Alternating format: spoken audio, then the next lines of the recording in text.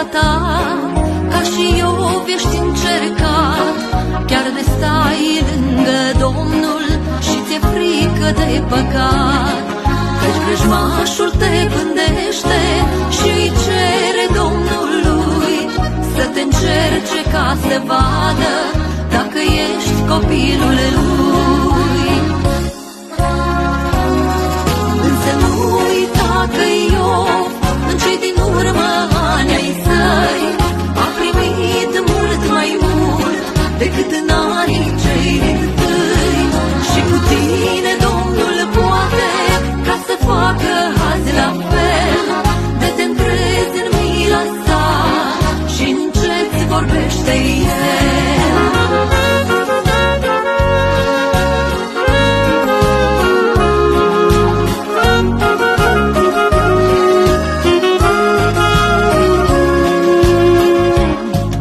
Este greu să te rogi când nu ai pe loc răspuns. Este greu să mai crezi când durerea te-a răpus. Și te întrebi până când în vâltoare o să te zbați și te simți părăsit de prieteni și de frați. Însă nu uita că Iov în cei din urmă ani ai săi a primit mult mai mult decât în anii cei din tâi.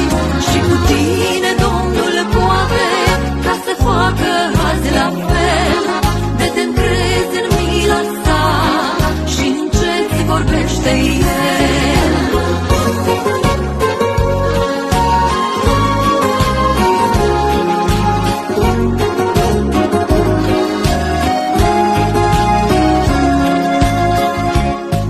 Dacă te-a atins vrăjmașul și-a luat din viața ta ce-ai avut mai de preț, sau ți-a dat vreo boală grea, nu mai plânge în disperare, nu mai pune întrebări, căci mai sunt pentru tine mii de binecuvântări.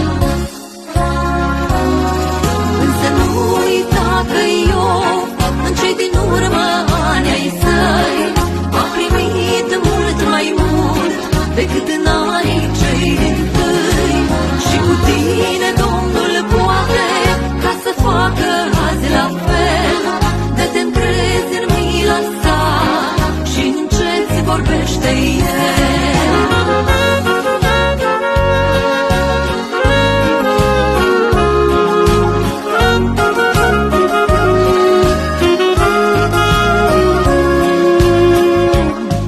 Domnul poate ca să schimbe norii grei în soare iar și să-ți dea fericire, pace fără de hotar.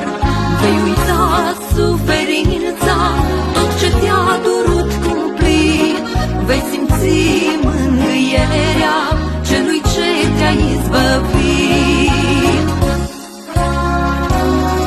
Și de crezi vei primi în cei din urmă ani ai tăi, ca și Iov mult mai mult decât în anii cei din tâi. Mai adună-ți azi puterea, nu vei fi zdrobit mereu, nu e veșnică încercarea, veșnic e doar Dumnezeu.